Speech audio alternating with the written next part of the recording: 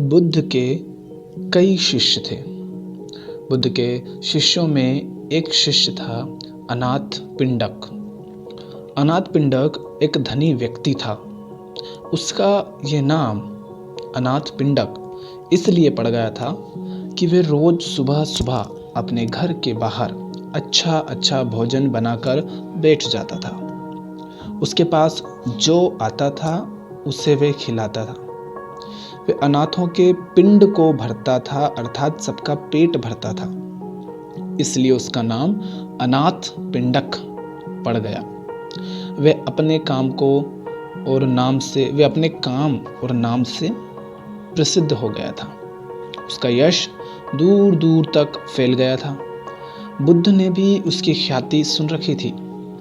बुद्ध उन दिनों अपने हजारों सन्यासी भिक्षुओं के साथ वैशाली नगर में उपदेश दे रहे थे और लोगों को असीम शांति प्रदान कर रहे थे। अनाथ पिंडक को मालूम पड़ा कि मेरे नगर के पास ही बुद्ध अपने अनेक शिष्यों के साथ आए हुए हैं। वे उनके दर्शन करने गया। वहां पहुंचने पर उसे बुद्ध के दर्शन हो गए। बुद्ध शांति, आनंद और प्रेम की मूरत थे। चेहरे पर मंद मंद मुस्कुराहट थी।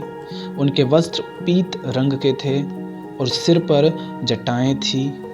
वे बहुत ही मीठा और नम्रता पूर्वक बोल रहे थे। उनको सैकड़ों लोग बिल्कुल शांत होकर सुन रहे थे। बुद्ध की शांति और आनंद उनके हृदय में उतर रहा था। सत्संग समाप्त हुआ। अनाथ पिंडक करीब आया, बुद्ध के चरणों में नमस्कार किया और कहा, मैं अनाथ पिंडक हूँ। बुद्ध ने कहा, कहो कैसे आए? अनाथ पिंडक कहता है, मैं चाहता हूँ कि आप मेरे नगर में पधारें।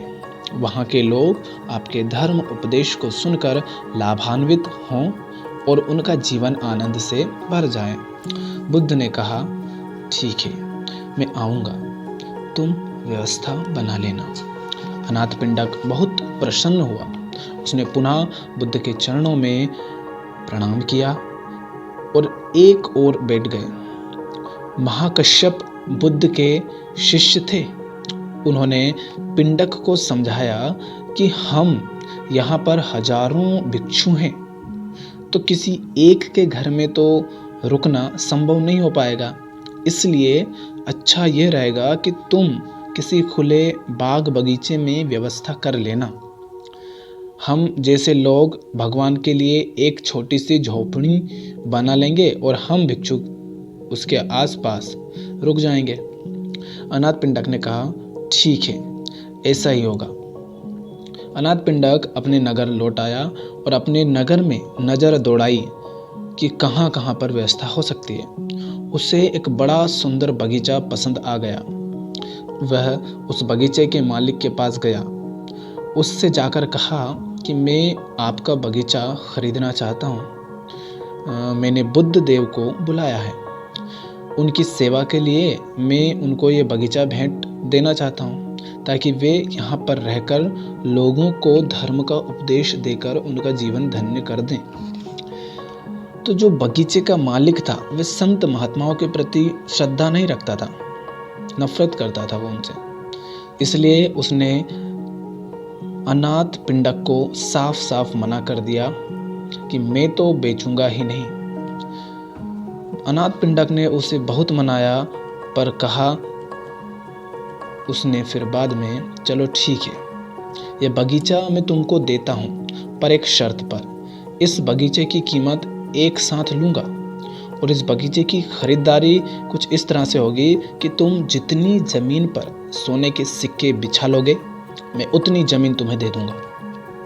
अनाथ पिंडक के तो प्रसन्नता के मारे आंसू निकल आए। उसने कहा, शुक्र है तू राजी तो हुआ। चाहे तू जितना ले रहा है ले ले, पर तू राजी हुआ, शुक्र है तेरा। मुझे बुद्ध देव को यहाँ पर लाना है और अगर इतनी बड़ी कीमत भी है तो मैं ये कीमत भी दूंगा।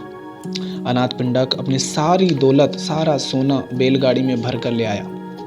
उसने सोने के सिक्कों से भरा सोने के सिक्के से सारा बगीचा पाट दिया, सोने की तह बिछा दी। वहाँ के लोग अनाथ पिंडक को पागल कहने लगे। इसने एक महात्मा के लिए अपनी सारी संपत्ति लुटा दी है। लोगों को क्या मालूम कि संत, महात्मा और गुरु का सानिध्य कितना अमूल्य होता है। महात्मा बुद्ध 40 साल तक देश भर के गांव-गांव में जाकर धर्म का उपदेश देते रहे। उनका ये भाव था कि जिस आनंद को मैंने पाया है वह जन जन तक पहुँचे। शांति पाने का अधिकार सबको है। वे घर घर जाकर ज्ञान का दीपक जलाना चाहते थे। उन्होंने जीवन भर उनके दीपक जलाए। उनके उपदेश से अनगिनत लोगों का मन निर्मल हो गया। अनाथ पिंडक के मन में बस एक ही इच्छा थी कि मैं महात्मा बुद्ध का सानिध्य प्राप्त करूं, अपने नगरवासियों के साथ बैठकर बुद्ध देव का उपदेश जो अमृत है सबके साथ बैठकर पी सकूं। बगीचे के मालिक ने देखा कि सारा बगीचा सोने के सिक्कों से पटा है, ढका हुआ है। वह अनाथ पिंडक की एक महात्मा के प्रति अगाध श्रद्धा को देखकर हैरान रह गया। उसका अर्थात बगीचे का जो मालिक था उसका हृदय भी पिघल गया। श्रद्धा की बुझी हुई ज्योति अब उसमें भी जलने लगी। महात्माओं के प्रति उसके हृदय में भी ज्योति जलने लगी, श्रद्धा दिखने लगी। उसने मन ही मन में कहा, मैंने बहुत ही गलत किया है। उसने हाथ जोड़कर अनाथ पिंडक से कहा, आप इन सारे सोने के सिक्कों को उठा लीजिए, मुझे धन नहीं चाहिए। इस सारे बगीचे को आप मेरी ओर से उपहार समझ लें। अनाथ पिंडक ने कहा, अब तो वचन हो चुका है और अब मैं अपने वचन से नहीं गिरूंगा। अब तो तुम सारी स्वर्ण मुद्राएं उठा लो, मैं इस धन को स्वीकार नहीं करूंगा। ऐसा सुनकर बगीचे के मालिक ने अनाथ पिंडक के चरण पकड़कर कहा, आप मुझे माफ़ करें, मैंने आपके साथ जो व्यवहार किया है वह ठीक नहीं था। आज मैं पछता रहा हूँ और मुझे स्वयं पर ग्लानि हो रही है।